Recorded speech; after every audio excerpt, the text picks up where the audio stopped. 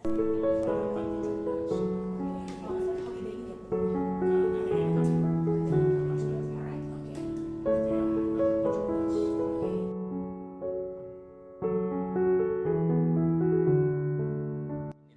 dari kehidupan saya lah, praktis. Dan saya juga berani meyakini bahwa hari ini wine itu sudah merupakan bagian yang integral dari prosesi bersantap. Oke. Ya, kita membedakan makan dan bersantap. Beda ya Om ya ternyata Om ya? Beda banget. Ya. Santap itu merupakan sebuah prosesi, di mana kita menikmati makanan dan minuman, ambience, partner di mana kita sedang menikmati proses tersebut, gitu ya. Jadi ada proses indulgence namanya. Indulgence, oke. Ya, menikmati. Menikmati itu. Ya. Beda dengan makan. Kalau makan asal kenyang ya Om? Yang asal kenyang. Apalagi kalau fast food, ya kan? Punya waktu 10 menit, lari sebentar ke McD, balik lagi ke kantor misalnya gitu ya. Itu adalah. Gak ada nikmat-nikmat ya Om ya? Ya kalau dalam bahasa Sunda kan ada grade-grade-nya ya kan. Oh, oke. Ya, makin lama makin kasar gitu kan. Iya betul. Makin bawahan gitu kan. Nah kalau ini ngomongin wine itu berarti ngomongin kata nikmati, menikmati. Jadi ada proses indulgence ya. Nah kita tahu bahwa setiap wine memiliki karakter cita rasa, texture, aroma, aftertaste yang berbeda-beda. Nah, ini yang orang seringkali nggak tahu karena buat orang wine ya just wine. Yes. Wine is anggur yang difermentasi, rasanya pahit, asam, kecut, ya kan? Udah Sepet. gitu aja ya. Nah, udah, mahal, titik, udah itu. Gitu. Tapi kalau menurut beda ya ternyata. Apa enaknya gitu kan? Nah, memang ada proses yang kita kenal bahwa proses pengenalan, proses pengetahuan, proses pemahaman, ya, proses mengetahui, kemudian kita akan meningkatkan level kenikmatan kita. Ini adalah sangat tipikal di kelas menengah, apalagi di kaum intelektual. Oh, oke.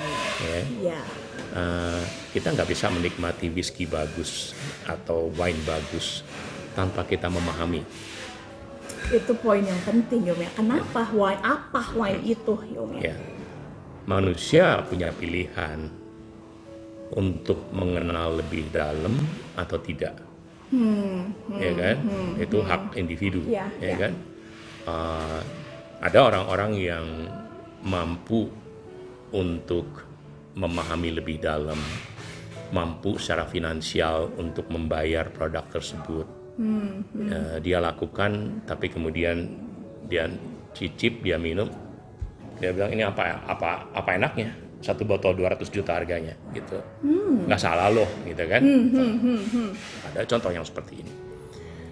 Ada orang-orang yang hanya melihat berapa itu harga wine, 100, ada yang 200 nggak? Ada yang 200 aja deh. Prestisnya Om ya? Prestis, dia minum, saya tahu dia nggak doyan tapi dia minum gitu, ya kan? Wah enak ya.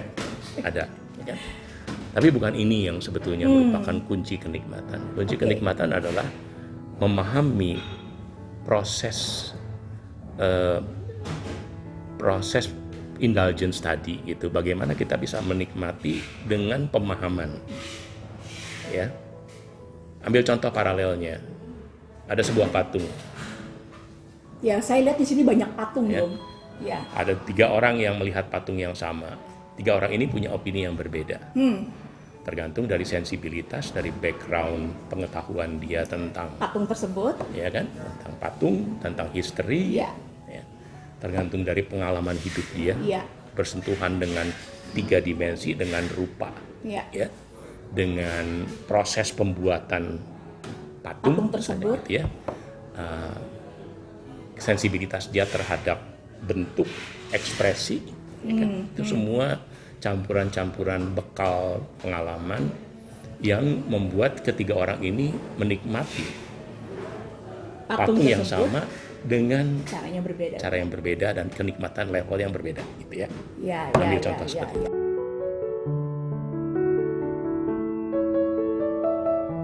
Gamblingnya itu adalah di berbagai tahapan, gitu ya. Kalau kita melihat investasi di bidang bisnis, gitu, ya kan?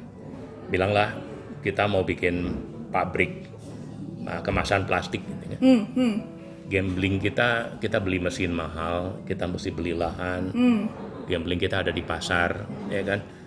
Sebagus apa sistem distribusi kita, secepat apa kita bisa mencetak omset minimum kita untuk bisa punya return on investment yang baik, gitu ya.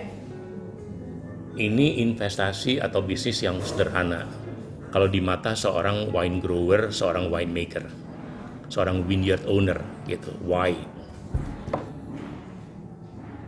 Menanam anggur dari day one dia sudah gambling, dia tidak tahu hasil panennya akan seperti apa. Exactly, you're right. Ya, dia tidak tahu apakah dia akan bisa panen atau tidak. Tergantung weather juga, udara dan sebagainya, betul ya. Faktor eksternal itu banyak banget. Itu dia. Nah, setelah jadi anggur, dia tidak tahu anggur ini akan menghasilkan wine yang seperti apa.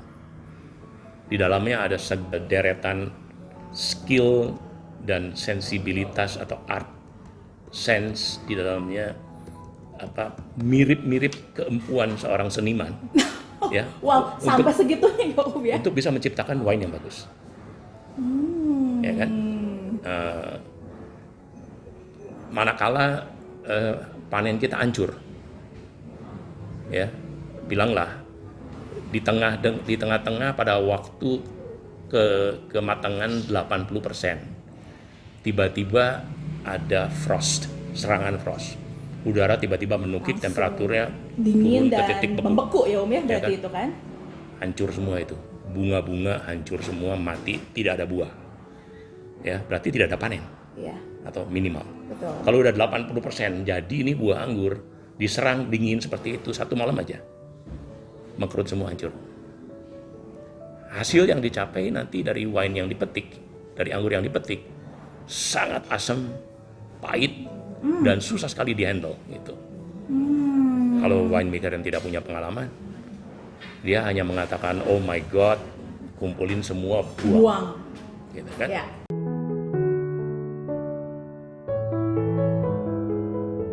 Di perjalanan, kalau kita mundur ke 1000 tahun yang lalu, di mana vineyard yang pertama nongol, di Italia, di Eropa masih banyak vineyard yang turun-temurun, sudah 1200 tahun, 700 tahun, banyak banget gitu ya. Kalau kita mendengarkan mereka bercerita, generasi kesekian bangkrut, bangkit lagi generasi kesekian, bangkrut lagi kesekian gitu ya, itu nggak aneh gitu. Ya. Memang fluktuasinya tinggi Om ya, sangat. Up and down-nya sangat tinggi berarti ya. Sangat, karena itulah deal dengan cuaca adalah deal yang sangat gambling yang sangat besar gitu. Ya. Nah, hanya orang-orang tertentu yang memiliki ketekunan,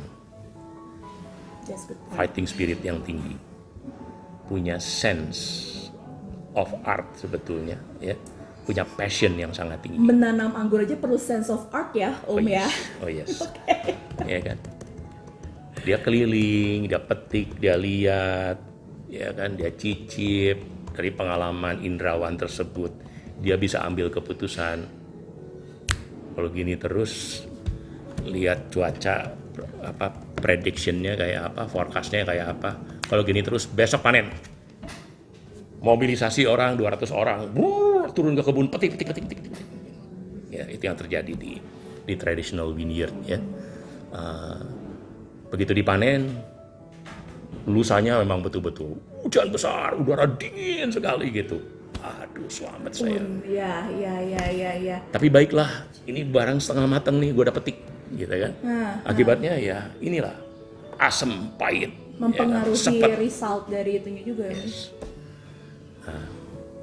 Winemaker yang jago-jago, dia punya stok vintage yang tahun lalu, 5 tahun yang lalu, 10 tahun yang lalu, 50 tahun yang lalu dia punya, gitu kan. Di basement dia, di cellar dia. Disitulah the art of blending dimulai. Oh, jadi wine juga tuh ada blendingnya tertentu yang sampai bilang tuh menghasilkan tekstur tertentu ya Om. Yes. Jadi kalau winemaker yang udah jago, dia memahami karakter dari setiap hasil panen. Nah, kelemahannya dia tutup dengan panen dia yang sebelumnya yang masih ada stok, dia blend. Kelebihan dia, misalnya aroma, dia bisa mengangkat stok dia Kurangnya apa diambil dari yang apa? jadilah kesempurnaan gitu. I see. Belum tentu. Oke. Ini wine itu ada berbagai kualitas. Kualitasnya dari mana? Kualitas dari anggurnya, kualitas dari cara pembuatannya, ya, dari handlingnya, ya. Nah, hanya wine-wine tertentu dia akan memiliki yang disebut aging capability. Aging capability, oke. Kalau manusia, ini orang pasti panjang umur nih, gitu. Oke. Karena kupingnya gede, misalnya gitu kan. Oh, kuping gede biasanya pinter kan dong? Nggak, karena gizi makanannya bagus, dia turunan bagus, tidak punya penyakit morbid, gitu, komorbid, gitu ya. Ya. Hanya semacam, anggap aja begitu. Tapi ini ditentukan oleh bibit anggurnya sendiri, satu. Dua, the way you process the wine, proses Oke. fermentasinya. Ya. Nah, salah satu contoh, kalau wine sampai sudah disimpan di wooden barrel, berarti kan masa pembuatannya juga bertambah minimal 6 bulan sampai 18 bulan. Menginap di wooden barrel kan. itu. Ya kan? Makin lama dia menginap di sana, makin bagus cita rasanya, makin tahan lama dia.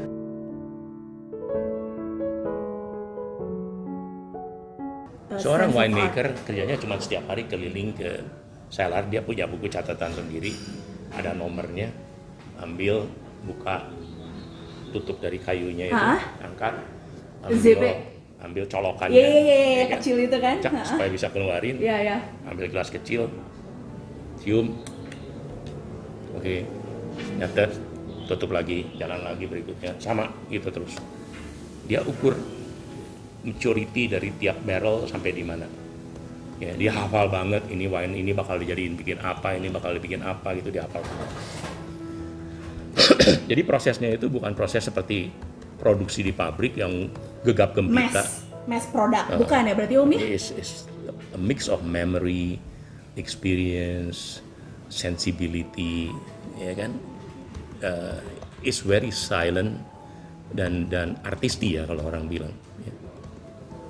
Nah, kalau kita udah memahami ini, bukankah nilai apresiasi kita juga naik? Exactly. Ya kan? Kalau saya, apa bikin pabrik, apa susahnya, gitu kan? Iya. Kalau dibandingkan sama itu, ya kan? Nyali mesti gede banget.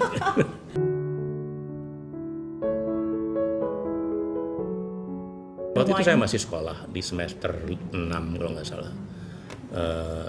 Saya bekerja di salah satu institut di kampus di Jerman waktu itu. Jerman. Ya. Okay. Waktu itu saya kuliah arsitektur. Salah satu profesor saya di mana saya bekerja itu suka ngopi bareng lah kalau di kampus, di kantor beliau, ya kan. Saya jadi asisten beliau lah, ya, beresin prepare slide presentation, kuliah. Anak rajin ya Om. BU buat makan. Ya, jadi asisten dia akhirnya mentoring mahasiswa semester 1-2 gitu ya. Nah, dia tahu kalau saya jomblo gitu kan. Oke. Nah, dia tuh punya kebiasaan hosting 15 tamu, 20 tamu di weekend. Nyicipin di sana kebanyakan waktu itu minumnya white wine ya. White wine, oke. White wine, cicip Enggak ya, enggak Om. asam pahit. Jadi pertama kali nyicip wine waktu di Jerman itu ya Om ya? Itu di situ ya kan. Dan mereka minum bersama dengan makanan, nikmatin banget sama keju sama apa gitu kan. I can enjoy it. Apaan sih? Tapi why gitu? Why not gitu, saya coba aja gitu kan gitu. Sekali, 2 kali, 3 kali, lama-lama doyan. Biasa ya. Doyan. Nah, kemudian suatu ketika stok dia habis, dia biasa belanja ke Italia. Ya kan, Jerman ke Italia kan cuma 4 jam lah sampai ke batas utara Italia. Dia punya mobil besar, dia masukin tangki 200 liter. Oh, jadi beli wine-nya di tangki? Di tangki plastik. Jadi beli ke petani wine, ya kan, nginep di sana semalam, ngobrol sama dia, minum wine malam-malam, dibikinin roti, bikin roti sendiri, ada ham dipotongin, enak banget. Bayangin di gunung gitu loh. Exactly. Ini aku lagi membayangkan, gila itu Dan luar biasa. Hospitality yang begitu warm. Italian, ya kan? Italian Petani- people, right? Petani lagi Iya, gitu iya, kan. iya. Apa luar biasa. Nah, apa itu pengalaman-pengalaman yang indah sekali yang membuat apa kita itu berubah lah sebetulnya pada prinsipnya.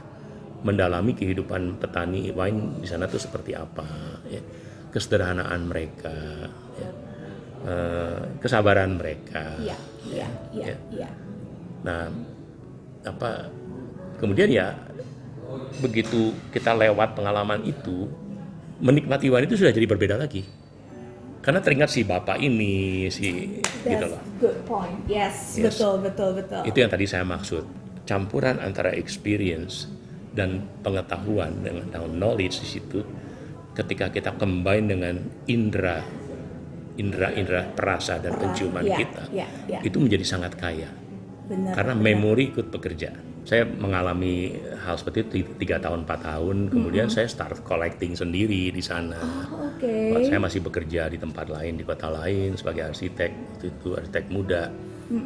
Saya punya uang sedikit, saya belanja di selar-selar yang ada di Jerman. Yeah. Saya simpen di basement di rumah saya gitu ya.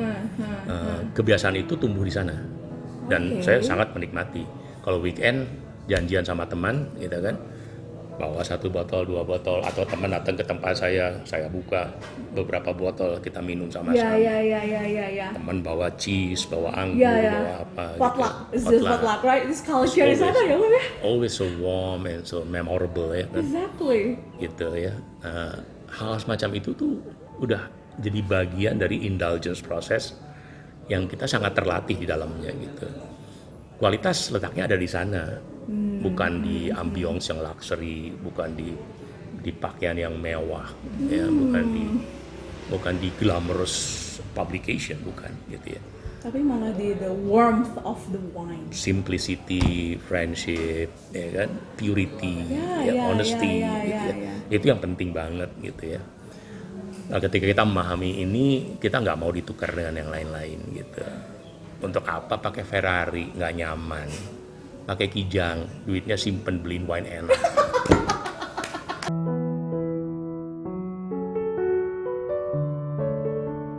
Waktu itu bisnis saya dalam sekali di architecture office, di contractor, building contractor, dan di developer. 3 area ini semuanya urusannya dengan properti. Krisis ekonomi Itu mati. yang hancur duluan tuh properti. Nanti kalau bangkit lagi ekonomi, yang bangkit belakangan itu properti juga, gitu kan. Jadi Oke. properti itu bisnis yang paling nggak terima kasih lah, gitu kan. Dan butuh modal panjang, modal besar dan Besar, jangka Om. panjang, Iya. napas panjang.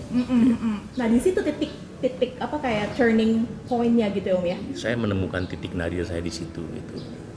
Saya berpikir waktu itu, mau sampai kapan? Sudah 17 tahun saya bekerja siang malam. Ya, rata-rata jam 2 saya tidur lah, jam 3. Ya. Tenggelam di urusan manajemen. Ya. Kerjaan banyak banget. Ya. Mau pekerjaan desain, mau pekerjaan build contracting, a lot. Development sama gitu ya. Nah, tapi di situ kita berhenti semua. Perbankan, partner-partner kita juga berhenti, hilang, Itu ya kan? krisis besar banget kan Habis. soalnya, Om. Itu sempat ada beberapa saat, berapa bulan gitu kita nggak tahu mesti ngapain. Shutting down bener-bener, Om. Kita mau nanya sama siapa nggak tahu. Gitu ya. Which way to go? Saya mau lunasin utang misalnya dari satu project, banknya udah nggak ada. Yang kemarin dulu masih nagih-nagih ke saya tiba-tiba hilang, ya kan? Bangkrut, diambil alih oleh BPPN kan, gitu kan.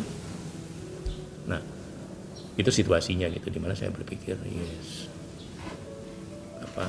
kayaknya kalau saya nggak nerusin jualan jasa contracting dengan architecture design, juga nggak apa-apa ya gitu ya. Oke. Ya, aset saya udah punya gitu kan, tinggal kita hidupkan kembali. Kalau ini udah pulih gimana ntar aja. Utang masih besar waktu itu, nggak tahu jawabannya seperti apa. Ya, tapi everybody has the same situation. Iya. Tapi saya relief banget dan kontakan sama dia terus. Saya pulang ke Bandung, saya urus proyek yang di atas. Dago. Yang ada PIK itu di atas. Oh iya, jadi The Peak itu pernah dari Dago ya, sekarang project masih ada sekarang. Lembang. Itu proyek kesayangan saya emang. Karena tanahnya tuh bagus banget. Bener-bener The Peak. Dan saya bilang, orang nyari tanah kayak gini nggak akan mudah. So, bangunan itu hasil karya Om? Iya. Jadi aku kasih lihat ya fotonya ya. I love it. Itu bangunan yang during the crisis kita sketch kayak gitu, karena tim arsitek juga udah habis, tinggal 1-2 orang junior yang saya pertahankan. Manajemen dari kontraktor udah semua udah di layoff. 2008 saya melihat Bandung itu perlu distribusi, perlu tempat penjualan wine yang benar, perlu supplier untuk hotel-hotel yang berada di Bandung gitu. Karena 2008 semakin banyak ya Om ya, pariwisata Bandung semakin naik ya. Sheraton udah ada, waktu itu Hyatt udah ada, ya. Sedangkan mereka masih tetap purchase dari Jakarta gitu ya. Akhirnya saya putuskan untuk masuk ke Bandung sendirian, nggak ada orang yang mau nyentuh. Karena di Bandung nggak ada izin waktu itu. Ya udah, saya pioneering waktu itu buka di Bandung. I see. Itu 2008. 2010 keluar izin resmi di Bandung.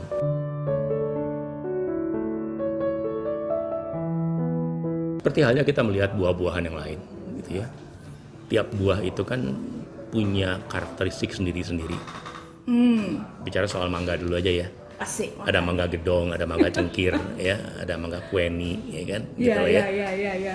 Berbagai bentuk, berbagai rasa, ya, berbagai warna kulit, ya kan? Gitu ya. Demikian juga buah anggur. Buah anggur basically ada dua, ada anggur yang warnanya hijau, ada anggur yang warnanya merah. Ya. Nah, ini yang disebut red wine, di sini white wine, gitu ya. Nah, jusnya juga accordingly, gitu ya. Betul.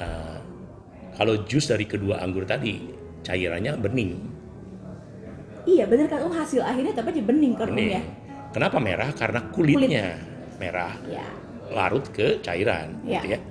Nah, kalau kulit ini pada waktu proses dipisahkan lebih pagi dari cairannya, maka warnanya bisa juga rose. Itu rose wine namanya. Oh, oke. Ya, gitu ya. Oke. Nah, begitu gampangnya. Nah, tiap jenis merah dan putih ada genre-genrenya, ya kan? Kayak tadi cengkir, mangga gedong, kueni, gitu kan? Ada. Ini di red, ada Shiraz, ada Merlot, ada Pinot Noir, ya kan? Ada Cabernet Sauvignon, gitu. 4 main gitu ya. Di bawah itu ada kawinan, crossing dan segala macam gitu ya. Basically kalau kita paham keluarga atau marga-marga utamanya, sisanya adalah turunannya, that's it. Gitu ya. Nah, tentu tiap grape tadi punya karakteristik sendiri-sendiri. Bentuk buah anggurnya beda-beda, ada yang lonjong, ada yang bundar. Kan aja udah beda kan Om ya. Kulitnya ada yang tebal, ada yang tipis. Warnanya beda-beda. Ya. Nah, rasanya beda-beda. Ya, betul. Basically kalau si white wine, dia tidak mengandung alkohol yang tinggi. Sedikit sekali wine yang mengandung alkohol tinggi, yang white ya. Berbeda sama red. Ada perkecualian sampai 14-15 ada. Ya kan? Tapi kalau red dibiarin biasa banget 15% gitu. Tapi wine law mengikat ini supaya ada di 13 gitu ya. Karena kalau terlalu tinggi nanti karakteristik dari mineral, dari fruitnya itu kalah oleh alkohol, gitu ya. Betul. Ada perbedaan-perbedaan kalau kita bicara soal wine and health. Kita pretelin urusan biologinya, gitu. Ada enzim pelofonel, fenolat namanya, ya, resveratrol, ya. Di red wine lebih banyak dibandingkan di white wine. Red wine lebih memiliki antioksidan lebih banyak. Nah, itu dia. Dia memiliki anti-aging sistem untuk hormon laki-laki. Ya. Kedua-duanya karena mengandung alkohol memiliki fungsi mengencerkan darah. Tentu asumsinya semua sama gini. Mengkonsumsi apapun juga Kalau berlebihan. harus moderate. Ya, That's apa very yang good point. kebanyakan ya semua juga no good. Ya. Exactly, betul. Mau kopi, mau air putih ya tetap aja kalau kebanyakan ya kembung lah, gitu.